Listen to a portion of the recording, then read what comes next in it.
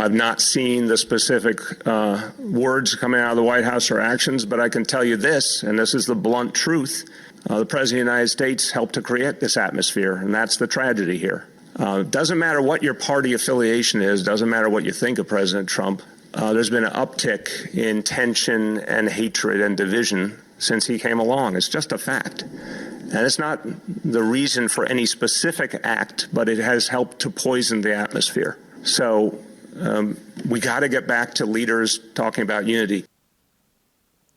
You're going to hear more of this, so that's why I think it's a narrative that we have to face head on right now, that somehow Trump is the problem, that Trump is responsible for all of this. Now, what is it that they would expect the president to do? Oh, well, he creates so much hatred and division, they say. Isn't it interesting that the hatred and division didn't boil over into riots and looting and arson and violence on the streets until an election year? Isn't it interesting that there was a waiting that occurred until we had been told that we had to stay home for months? And remember, the left, the lockdowners were also primarily, but not entirely, there were conservative lockdowners too, primarily on the left. This was a Democrat plan. We got to stay home. And you say, oh, Buck, no, it wasn't. It was Dr. Fauci. Yeah. Who do you think Fauci, who's calling Chris Cuomo at night to tuck him in into bed? Who do you think Fauci, well, what side of the aisle do you think he's on? And don't tell me, oh, no, he has no ideology. That's crap. Oh, just like the FBI and the DOJ have no ideology, or the Supreme Court has no ideology. They're really going to believe that? No, we saw this. The forces of the Democrat apparatus, the lockdown libs, the left, they pushed for us to be caged in our own homes. I mean, to be locked up for months, well beyond when the data was clearly showing us that this was unnecessary and this was nuts. And really, there was always a case to be made that even if things were as bad as they said they were going to be, the consequences, which they weren't, not even close, but the consequences of the lockdown could be worse than just going about our lives and dealing with the pandemic as best we can without the shutdown. Remember, the shutdown that was ordered by the government. And yes, I am sorry, I have to say, the president, they got him to bend the knee. I've been saying that for weeks. They got him to extend the lockdown after the 15 days. That was a mistake. It was a mistake that I can understand the pressures that he's under. Look, the president looked me in the eye and said that he was really worried that we could lose 2 million people. The 2 million people would die unless he did something, because that is what the so-called experts told him. That was not true, as we know. And you might say, oh, but we lost 100,000 people. Yes, it is horrific. We lost 100,000 people. Now all the evidence points to the lockdowns didn't save anybody. How can the lockdowns be saving people when 6 weeks into it, you have 3,000 new infections a day? So we really think, no, people are still going to the store. They still have to live their lives in some capacity. There's still the exposure to the virus, but the virus is much less deadly than we were told. And so many people had already got it. The spread had already gone so far, and the seasonality of it had kicked in. That is what brought down the curve. Staying home may, in fact, have caused a whole lot of people who are of greater vulnerability, older people, to be at much higher risk, because intra-family spread is among one of the highest risk factors. But I'll get more into the COVID thing later on. It's remarkable that de Blasio is trying to blame Trump for this. You know, de Blasio's daughter was arrested at one of these protests for blocking traffic. So, you have the mayor of this city who, and he's also already said that he's very troubled by NYPD officers who, when there's a mob blocking the street and then surrounds their vehicles, they drove and pushed. They didn't floor it and wipe out a bunch of people. They pushed through the crowd. What's the alternative? I'm sorry. Are officers supposed to stay in there while a mob of 100 people smashes their windshields? And are they supposed to wait till they get dragged out and beaten to death? Is that the people that are making these claims? Put yourself in the shoes of the human beings that are the targets of this insanity. And all of a sudden, things seem very different from what you're hearing in the media. Oh, it's terrible what the NYPD is doing. Really? If you were in a car and people surrounded the vehicle, were yelling all kinds of profanity and, blank you, and you're a racist and you're a murderer, and started smashing the windshield, started bashing in the car that you're in, you're supposed to wait until maybe they rip you out of the car? Remember what happened to Reginald Denny in the Los Angeles riots? You have to wait to be Reginald Denny? Because people are upset? People are upset about a lot of things. What separates us, what makes us an actual civilization, is that we don't allow people and we don't encourage people to act upon their basest impulses with impunity. With impunity. No one has to say, we're all fine with protests are fine.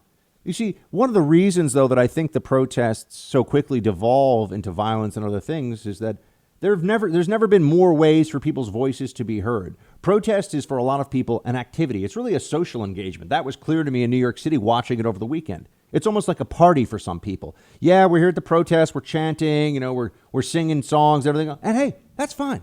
If they enjoy that, that's all of them. I wish they wouldn't yell, as I heard a group of about 6 women screaming at the police, suck my blank at cops who were there to make sure that they were being defended and that their rights were being fully, that there was no problems with traffic or anything else. I mean, the cops are along the peaceful protest. There's no problems.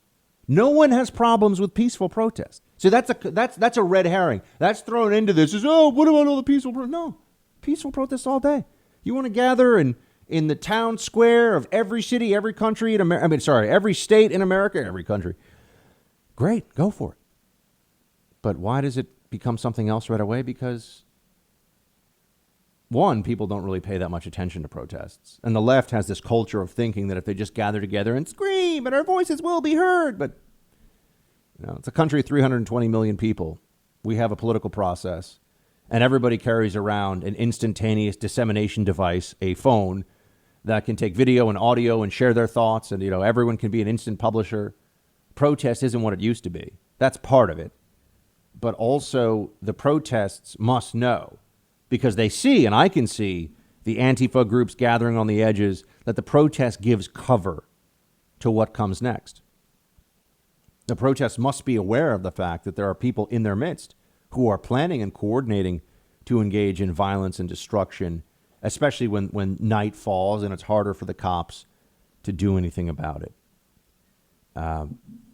It is really telling that there is no voice in the Democratic Party right now that's telling people to knock it off. They'll express a lot of sympathy with, of course, the family of George Floyd. They'll express sympathy for those who are angry. Do they express sympathy for the people who are watching their small businesses get lit on fire and burned to the ground? No, they will not express sympathy for them. Do they worry about the law enforcement officers, including the one in Jacksonville who was stabbed in the neck during a protest? No, they don't express solidarity or anything for them. No. You can always tell where their ideological allegiance is by how they deploy human sympathy. Only some people get the sympathy, not those who are outside of what the political narrative dictates for them. You have Nancy Pelosi, who is truly, she is the most out of touch, let them eat cake Democrat imaginable. Lives in a giant mansion in the San Francisco Bay Area, fabulously wealthy, and pretends. It really is a professional pretender to care about poor people and to care about minorities. And here she is telling everybody that, Trump, of course, is the problem. He's not unifying everybody. Play 16. I kind of ignore what President Trump says. You ignore him, but at the same time, he's been continuing to tweet and speak out today. He's attacking the protesters, saying it's part of the far left. He's attacking the mayors of Minneapolis and the mayor of Washington, D.C. What should the President of the United States be doing right now? The President of the United States should bring dignity to the office that he serves. He should be a unifying force in our country. And we have seen that with Democratic and Republican presidents all along. They have seen their responsibility to be the president of the United States, to unify our country and not to fuel the flame. And I think to take his bait time and time again is just a gift to him, because he always wants to divert attention from what the cause of the response was, rather than to describe it in his own terms. I'm sorry you had to listen to so much Nancy Pelosi. I'm sorry about that, but I wanted you to hear, the mountain of BS that she is piling up here. How could what could the president say or do that would be acceptable to Democrats as a move toward unity? Really think that one through for a second. What is it? Could he give a speech? Is there a speech he could give that would make them say, wow, the president's really... And let's also remember that for those who want to blame Trump for what's going on right now, there were riots during the Obama administration in Ferguson, in Baltimore, in many other cities as well. So this is not unique to this moment, although it may be worse right now because the narrative that Trump is an evil racist has been there's been so much effort put into that by the media that I think, unfortunately, a lot of people have been brainwashed into believing it. The president of the United States is not a racist. But they say he is all the time. And you know what their go-to is to claim that he called the Charlottesville white nationalist marchers good people. That is not what he said. That is a lie. They're lying to you when they say that. Don't take my word for it. Read the transcript yourself. They misconstrue his words, and he clarifies it in the next breath exactly what he is saying. He did not call the Charlottesville white nationalists very fine people or very good people. He didn't do it. But you've heard countless people in the media say that. They're lying. They're lying. That's a lie. Why would the media that pretends to be so honest and objective, why would they get away with that? Why would they do that? Well, because they're the arsonists of our republic are, in fact, the mainstream media. That's where they are now. That's what they're willing to do. They want to maintain their elevated and rarefied positions in society. And to do that, they will placate, they will whip up the mob into a frenzy, whatever they have to do. They have no honor, they have no integrity, they have no courage. And what do? They go out there and they tell us all that this is somehow meaning America's fault as a society.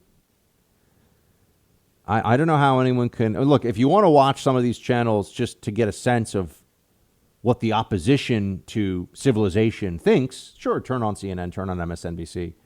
But I don't know how anyone could take them seriously and believe what they say.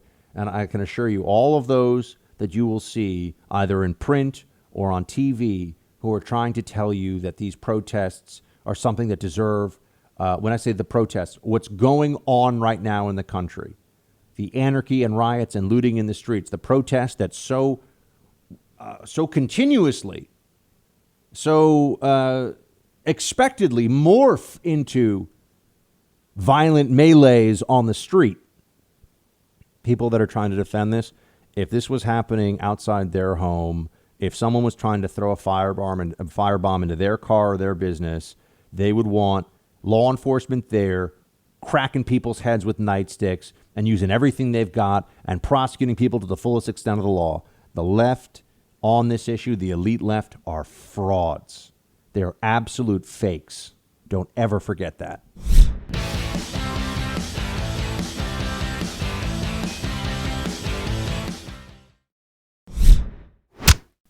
We don't even have to be in this situation in the first place if we had the political will to raise taxes on some of the ultra wealthy people. And let's also do away with this mythology that the ultra wealthy move away due to high taxes. There are some taxes that are particularly painful for working people. Things like raising sales tax, making your toilet paper, making your milk more expensive. That is a higher sales tax because it's borne by the brunt of working people. But when you're talking about people with multiple penthouses in New York City, those people don't move away due to taxes. They're already paying hundreds of millions of dollars to live in a penthouse in the first place. And so we shouldn't be balancing our budget off the backs of children. We should be balancing them on the backs of millionaires that are really taking advantage of housing and all of that here in New York City. And so it's not just about raising any taxes or all taxes. It's about identifying which taxes are targeting working people and which taxes are targeting the ultra wealthy. Producer Mark, we need to start, for Pelosi and AOC. I don't want the audience to get mad at me. We're going to have to start having a 30-second rule, because that's an important segment, an important clip. And I know I probably asked you to pull it, but I'm just saying, as I'm sitting here thinking, I'm like, I don't want anyone switching the dial because they've listened to. I mean, AOC is just is an imbecile. I mean, I know she won a congressional election in Queens and it was a big woo, but everyone's all amazed by it. But she's a moron, and I don't know what. And the fact that she has an economics degree, what everything that she is saying here. So anyway, just as a side note, Mark, let's try to do generally speaking, a 30 to 40, because I just don't want people to have to listen to too much of them. 40 seconds max, and. What she's saying here about balancing the budget in New York City in particular, it's true in a lot of places on the backs of millionaires. They're already doing that. But it's not just millionaires. It's people who are making 150, 200K, which to a lot of people may sound like a lot of money, but not when you live in a major city. It's not. You make 200 grand, you live in a major city, you have a wife and kid, or let's say you're the main breadwinner, you have a husband and a child, and you're living a nice life. I'm not saying that, but you're not rich. Not at all. And you probably can't build any wealth. This is just the truth. For a lot of you who live in places where real estate is much more affordable and you have much more land and space, you're like, that's crazy. 200 grand out in, let's say, the suburbs of Omaha, right? KFAB Omaha, in the house. I'm just picking some at random here. That's probably really great. I mean, you're really doing well. 200 grand if you live in the San Francisco Bay Area, not a lot of money. It's not. Average home price is well over $1 million. And they're taxing you at about a 30% federal rate. And then you add on top of that state, in California, it's about 10, 11%. You're paying 40%, and you still pay, tax on everything you buy. You're being taxed all over the place. So AOC's little plan here that you're just going to tax the millionaires and that they can't leave, she's wrong. People that are in the fight to try to build wealth for themselves and their families over time, they are the ones who are carrying the tax burden. The billionaires, they go to Palm Beach. It happens. They go to Florida. They leave. It's been happening in New York for years. Billions of dollars of revenue has fled the state because of idiots like AOC who don't know what the heck they're talking about. If you're a bar owner and you're making, 200-300 grand because things are going really well, you can't leave. And then just keep taxing you and treating you like you're rich. If they were serious about this, they'd say, let's have an entirely different rate for people making over $5 million a year. But they won't do that.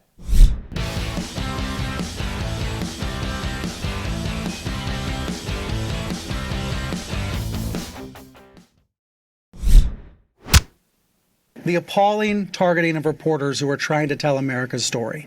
There is so much that's so wrong about this situation. First and foremost, the videos seen around the world. The video of George Floyd's final minutes alive. It's so wrong that it's hard to see. But it is right that we look. It is right that we bear witness. And it is right to see protesters taking action as a result. But it is wrong to see reporters and photographers and news crews being assaulted and arrested at these protests. Police firing rubber bullets at reporters when the reporters are holding up press badges. That doesn't belong in America. Authorities handcuffing reporters is wrong. That's what happens in authoritarian regimes, not in America. But yet it happened again last night in Minneapolis and in New York. So usually I would now make fun of Brian Stelter for being the gutless wonder that he is. But I'd actually rather use this as a means of illustrating a broader point. And that is, notice this is an expression of solemn outrage at the arresting of reporters that has gone on in some cases at some of these protests. Now, in the most well-known one in Minneapolis, there was a CNN reporter who was arrested Now that shouldn't happen. No one thinks that. No, there's no one who's saying, yeah, arrest the reporters, or yeah, shoot rubber bullets at the reporters. Cops are dealing with very difficult situations. They may be misidentifying certain members of the crowd. They may be firing a rubber bullet and missing and hitting a reporter. You have to look at the specific circumstances. And perhaps there are officers who don't like the way that some of the reporters are really seeming to be the press arm of the protests instead of just covering the event, right? And I've seen this because I was there for all the Occupy Wall Street stuff, and there was a lot of violence on the streets, and I've been there where, the cameras really start rolling when all of a sudden a protester, it's not the rock that gets thrown at the cop, it's the cop wrestling the protester down to the ground. Now, I think that there may be some frustration among law enforcement officers, and I am surmising here. I don't have any data to prove. Speaking of surmising, what's this story from over the weekend about white nationalists being behind this? I'm going to get to this. This was a real thing, and journalists were saying it. And I had people coming at me on social media, when are you going to speak out against the white nationalists behind this? It's like, honestly, are you able to tie your shoes in the morning? You think that white nationalists are behind this? I'll get Marco Rubio, Republican senator. He was one of the, when are we going to, we need to keep an eye on the white nationalists that are involved. Marco Rubio, are you that? He really is like a guy who just memorized a bunch of things that he could recite on TV, but has no real character. I don't know what else to say. It's bizarre. And a hat tip to Lisa Booth of Fox News, who was calling him out on Twitter. Lisa's got some fire in the belly. She's a smart lady. She's like, what is wrong with you, dude? She is completely correct. But let's step back for a moment here to I'll get back to the white nationalists are behind this. The media's going to try everything. And remember, even when we have to push aside narratives that are clearly false that they are advancing, even as that is occurring, they are taking time away from us advancing narratives that are useful, that are helpful, that are true. So it's like they're sliming us with stuff, and we have to just get through all of it. Things like the white nationalists are behind this. There was a whole series of hours of the news cycle this weekend where people were saying, well, that's not true. Another one that came up was they said, and do we even have I think it's actually Mayor Carter in Minneapolis. Here we go. Play clip 2. In St. Paul last night and across our twin cities, a curfew went into effect. Because we had a relative stillness in St. Paul, we didn't make an enormous number of arrests, but every single person we arrested last night, I'm told, was from out of state. Not true. But that was out there for hours. And so what you had people saying, the media immediately shifted to, oh, look at this. Oh, look at what's going on. You have all of these people from out of state, and a lot of them are white nationalists. False. That's not what was going on. You had people with Minnesota addresses when they actually dug into the arrest files, a large number of them. And so this was another false news story. I won't say it's quite fake news because it's not clear that they were intentionally lying, but they did seize upon it right away, and it was false. Every person arrested in Minneapolis was from out of state. That's not the case. And then you also have the white nationalists are behind this. No one, look, I don't know how else to explain this other than look at the footage, look at the photos.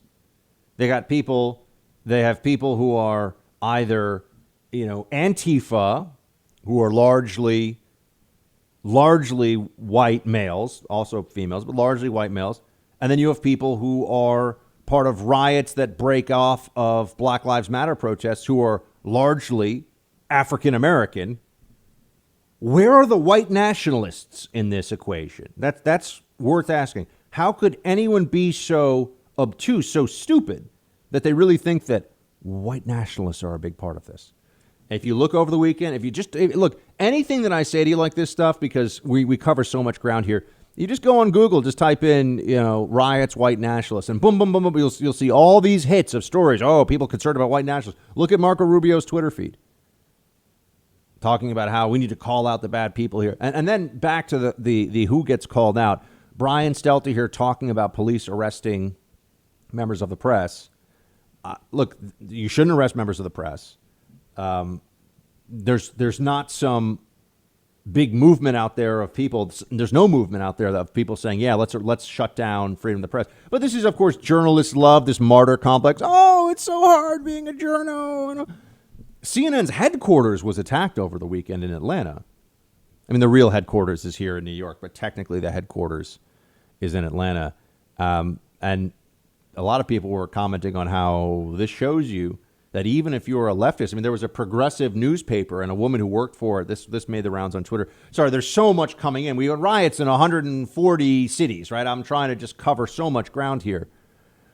But a woman was saying they've ransacked our paper and we're a progressive paper. Yeah, because it's not about holding anybody accountable.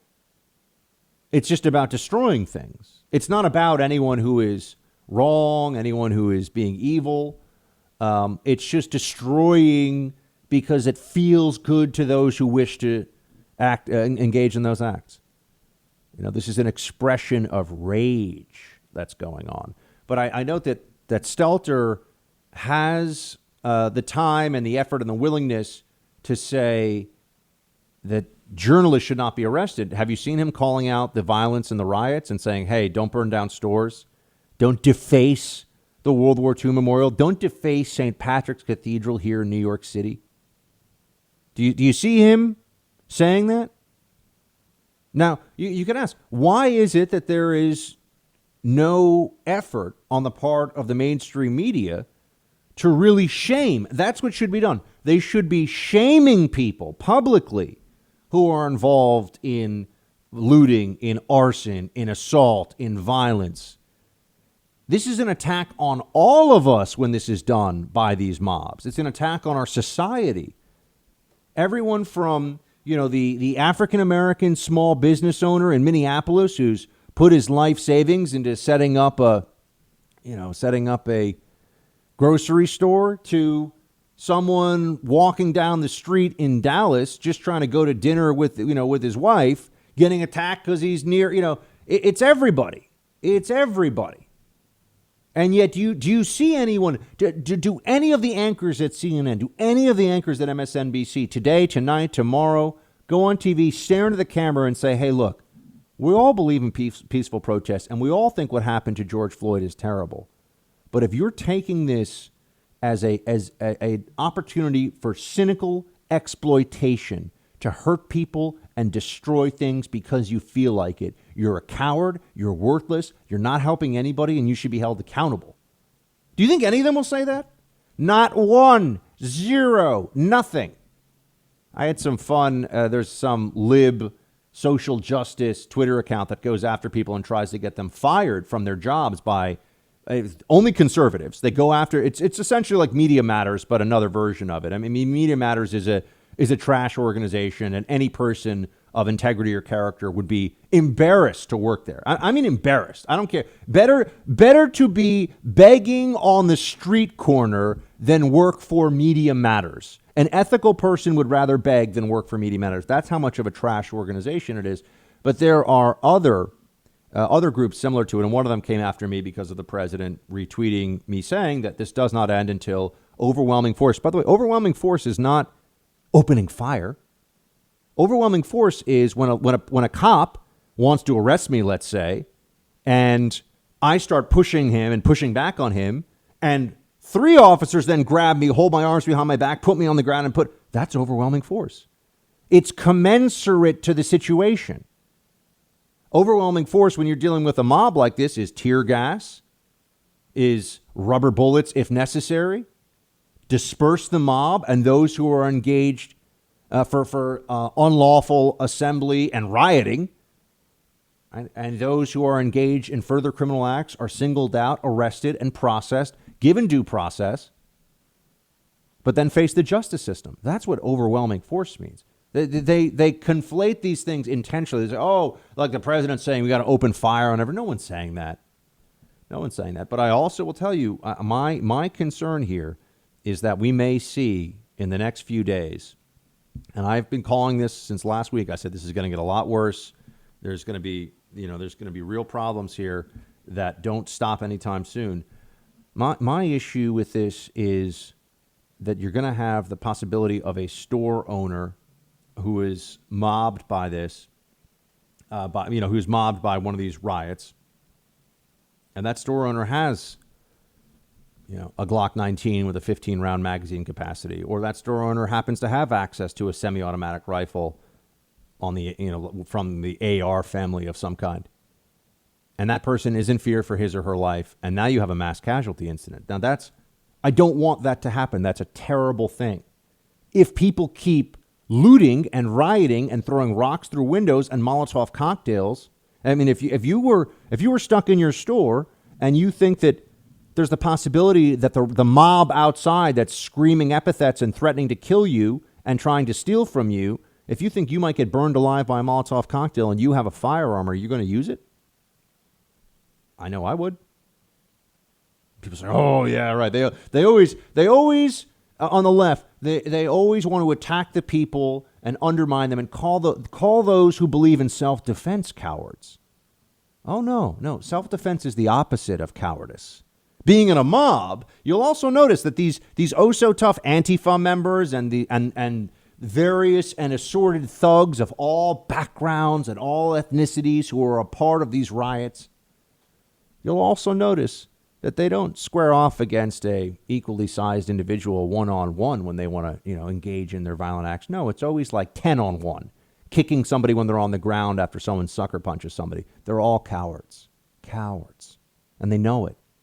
It's one of the reasons why they think these expressions of rage, makes them feel powerful for a moment. But I am very worried that we are heading for, because the police are so hands-off on the situation, a mass casualty incident. And it could involve someone, and I'll tell you this right now, if someone uses a firearm to defend himself, his business, or his home against a violent mob attacking him, the left will defend the mob. The left will say this was excessive force. This was, a bloodbath that didn't need to happen. There were mostly peaceful protesters until they showed up and tried to burn down the man's building while he was inside it. Guarantee you, if an incident like that occurs, that will be their position. And think about how much uglier things will get then. We have to shut this down now. There are lives at stake.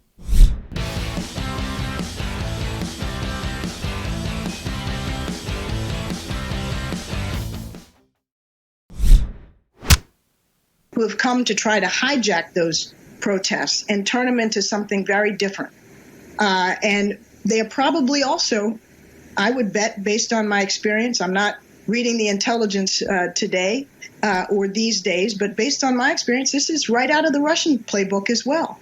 But we can't allow the extremists, the foreign actors, to distract from the real problems we have in this country that are long-standing, centuries old, and need to be addressed responsibly by new leadership. This is right out of the Russian playbook? Susan Rice, it's remarkable that this woman was the national security advisor. But then again, she's the one who blamed the video for the Benghazi terrorist attack on our facilities in Libya. What do Democrats really have to offer at this moment in time?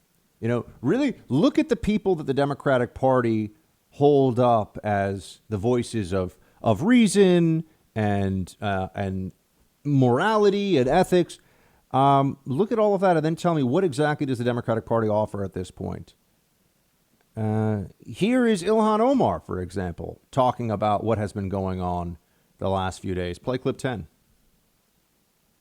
This president has failed in really understanding the kind of pain and anguish many of his citizens are feeling. When you have a president who really is glorifying violence, who's talking about the kind of vicious dogs and weapons that could be unleashed on citizens, it is quite appalling and disturbing. We condemn other nations when their presidents make those kind of statements when there is unrest in their countries. And we have to condemn our president at the highest sort of condemnation. So is this an insurrection? I want to know. I'd like the Democrats to answer this. She's saying we condemn the use of force in other nations when there's this stuff going on in the streets. Well, right. Well, that's in other countries. When this is happening, it's usually because they're trying to overthrow the government. Are they trying to do that? I thought they believed in the sanctity of our democracy. I thought that they were so worried about Russian interference because of all of our sacred institutions. We need to take very seriously the prospect that this is at least an effort at insurrection. They tried a coup using the deep state, using the mainstream media and the apparatus of the DNC, the Democrat Party. They tried a legal coup through illegal means, lying about evidence, falsifying records with the FISA, entrapping Flynn, suppressing evidence, using the media, getting a special counsel. They tried that.